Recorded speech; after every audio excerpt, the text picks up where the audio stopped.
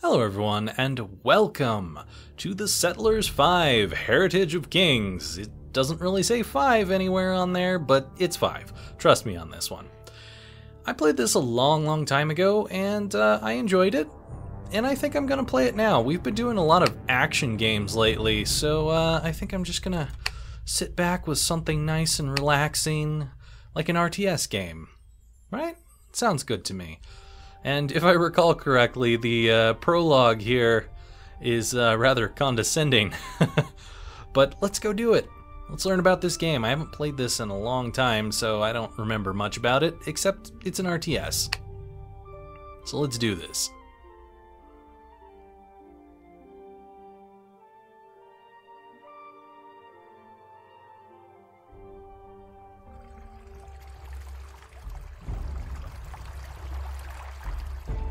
I'm also getting 3,000 frames a second right now. What the hell is that? What? Okay. All hail, mighty ruler. I am your mentor, and will provide you with some valuable advice. With the help of our hero, Eric, I will now be explaining a few important things about the settlers.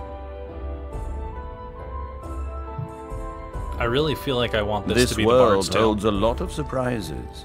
Let's start with the camera. Move the cursor to the edge of your screen.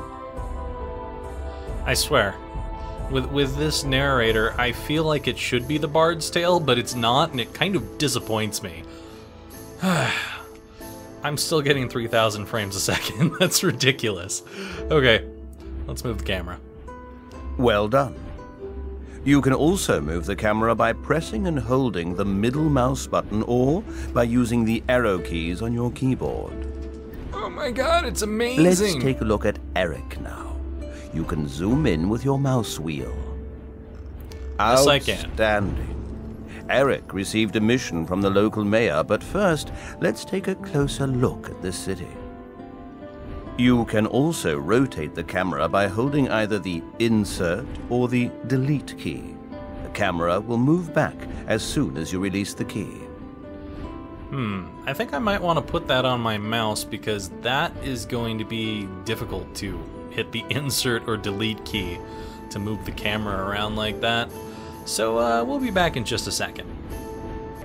Alright, and we are back again, and yes. That's it. Now that you know how to operate the camera, you might want to have a look around town.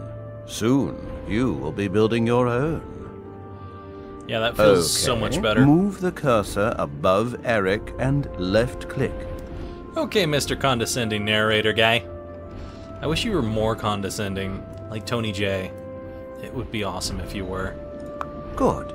Now he is ready to receive your orders.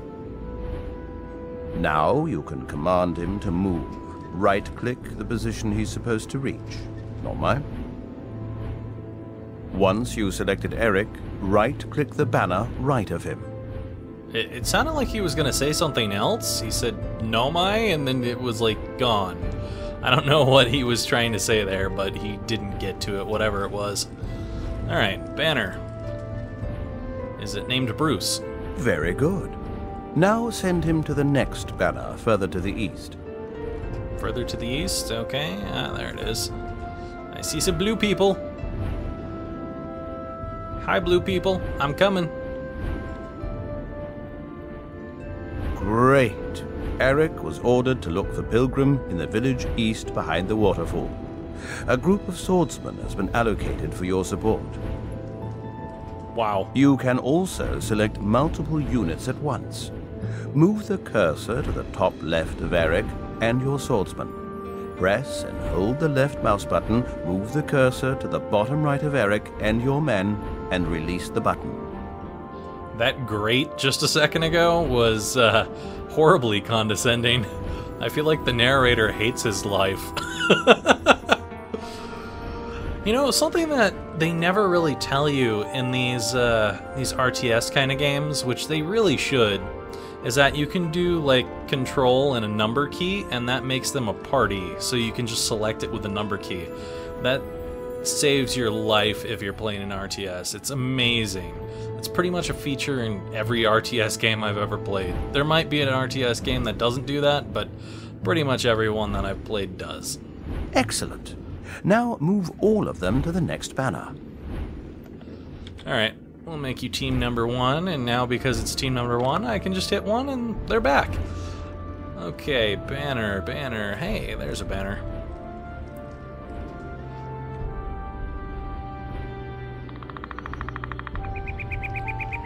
I love that there's just animals walking around. Oh no. Bandits are blocking the path. Select your units and attack the bandits by right-clicking them. Yeah, I don't think I need to do that. They They're don't just... seem to be very strong. That shouldn't pose a problem for Eric and your swordsman.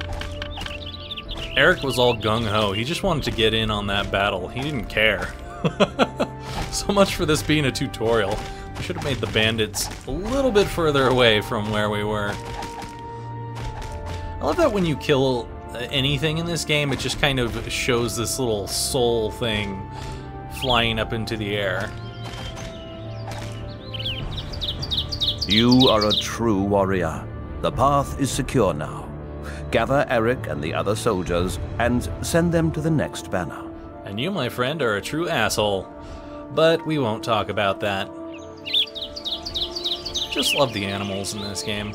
Just random, all over the place. They don't do anything, they're just there. And it's nice. A lot of RTS games don't do that kind of thing where there's just random animals walking around. It reminds me of StarCraft, honestly. It's been a long time since I played StarCraft.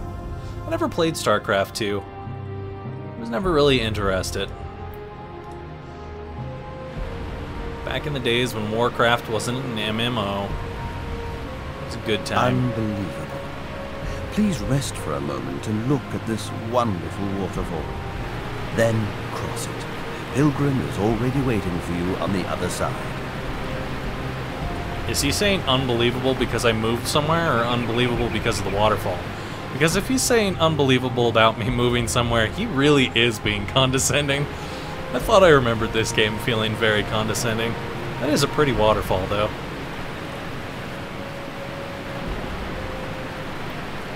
This deer's just going straight through it, though.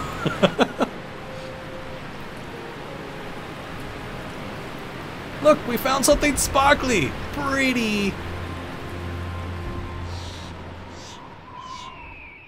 I guess we didn't give a shit because we just kept walking.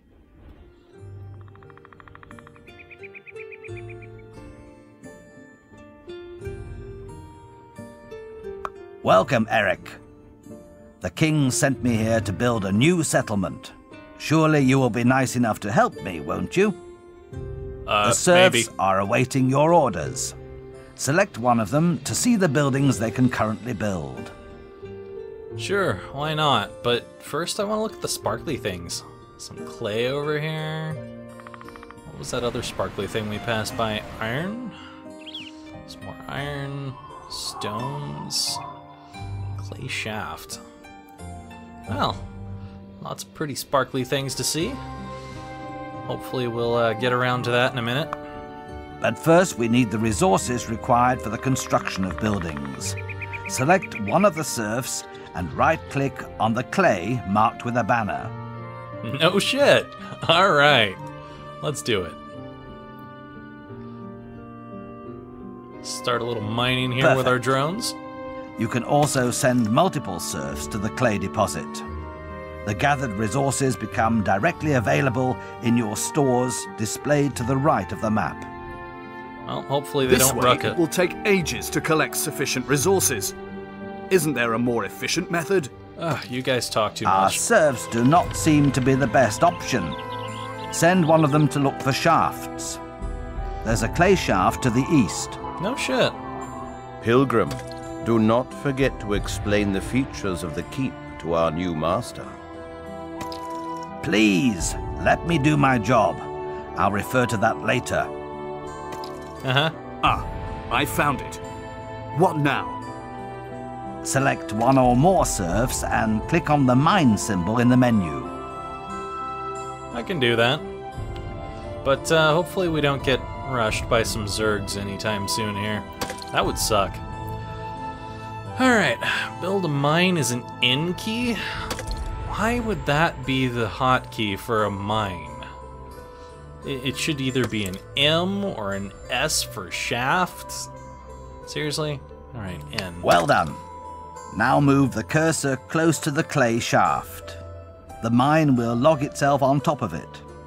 Buildings appear red if they can't be placed at the desired location. No shit. Left-click the clay shaft with the building attached to the cursor. Can I left-click the clay shaft with you attached to the cursor? That would be fine with me. Eric, maybe one day you will truly become a great constructor. Maybe one day I can If you stab show you. me how to build barracks, maybe. Eric, you can also send multiple serfs to a building site. It will not be long till the pit is ready.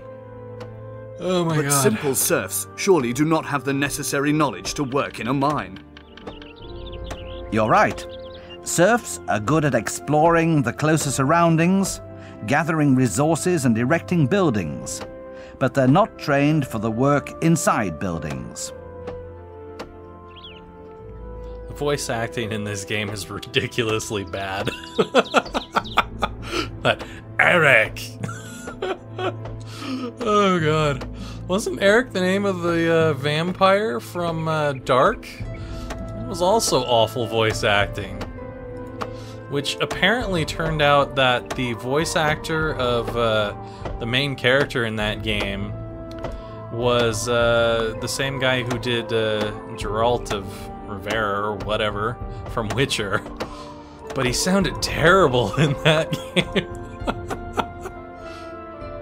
Ah, that's what I've been waiting for. Do you see the village center west of our keep? Please select it. Alright. Good. Workers from all over the kingdom received word about this new settlement. Like these miners, all other workers will spawn from your village center. Select the pit now. Sweet, we've got child labor. Good. As you can probably see, the miners do their work much more effectively than the serfs. But they could be even better if you'd only provide them with a place to sleep and food. So what do I do now? Select one or more serfs and build a farm and a residence in the close vicinity of the pit. While building, you should always be aware of the walking distance required to reach a bed or food.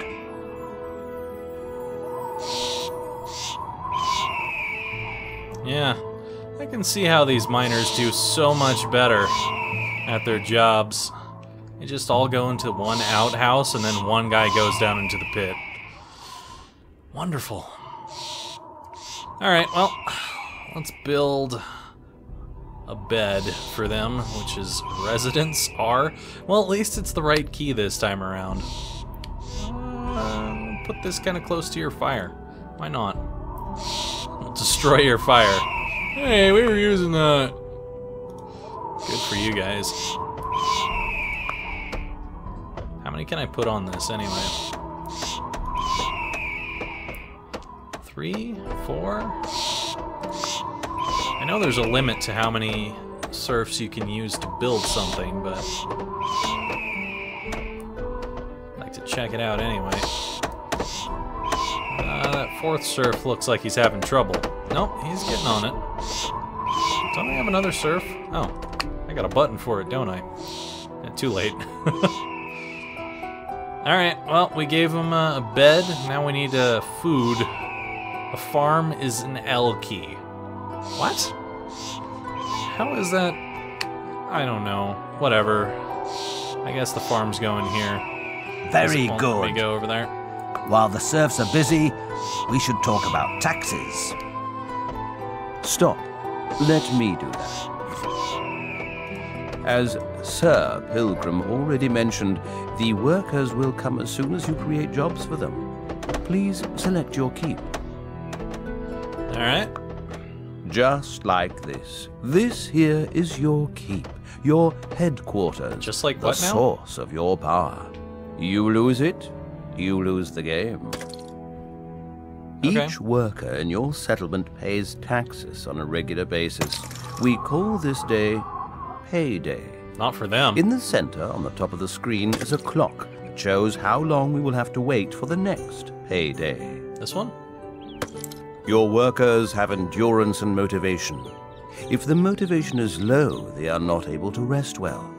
Their endurance is increased on farms and in residences. Motivation is decreased by high taxes. Let's tweak the tax load a little. Let's be wise and set the taxes to the maximum level. Especially in times of war, you will require a lot of thalers. How is that wise? That doesn't seem wise at all. Alright, at very high taxes, our workers won't love us for stealing their last shirt, but our vaults will be filling up nicely. Sure. Excellent, sire. But because the high taxes cause the motivation of your workers to decrease, they will not work as much anymore. Your decision. Maybe you want to set the taxes to a moderate level for now. Maybe I should let this payday run through while it's still on these taxes. Another word with regards to your costs. Every captain in your settlement will demand his money on payday. As you can see in the keep menu, that money is deducted from the taxes. But now, back to Pilgrim. Ha! I could have explained that just as well. But now, let's return to the development of your settlement. Build a college. I could have explained that just as well, but I'm a worse voice actor than the other guy, so... yeah. Build a college, huh? Alright, well... what is that? Oh, it's actually the sea key. Amazing. Let's build it over here. While the college is under construction, you can look around for additional mining possibilities. For example, a stone quarry. If you find one, build a stone pit. Sounds good to me. Do I have anyone that's not free? Okay. You're technically free because you're just mining that crap over there. Let's go look down here and see if we can find anything. This looks like a place that stones would be. I want to go over here. It's like a mountain kind of range over here. Stones? Any stones? I have a feeling you'll become a great leader one day. The college is ready. Scholars are already moving in. Select the college. I have a feeling you'll become a great shitlord one day. Oh, no, you already are. Never mind. I found a stone quarry, though. Alright, what was that again? N? Yeah. It's funky. Alright, let's see. Before we select that college, let's get a couple of serfs, or 3 serfs over here. Help building that. Here you can see the important technologies your scholars can research for you. These enable you to construct new buildings and upgrade existing ones. Okay. Now, give the order to research construction. What, A kingdom for a warm, comfortable bed. Ah. But nothing's free. I think that those little bars under them are their will to work. It's like a little apple or something next to it. Interesting. Okay, well, we've got plenty of serfs that need to be building something, so let's build a residence here. And let's go grab a couple of you guys to build a residence over here as well. And we'll also build a farm, which is what again? L? L. I'm just going to try and think of L eating little cakes right now. That sounds about right. That's why it's L. I've figured it out. Clever game. Clever. Ooh, an iron shaft. I want that. Lots of good stuff around here. Alright, let's research this construction, which will enable flowers? Okay. Brickmaker's hut, sawmill, and watchtowers. Also upgrading of huts. Cool. Good. The progress bar shows the advance of the chosen research. This bar may stop moving at times. In that case, all scholars are either out to get food or asleep.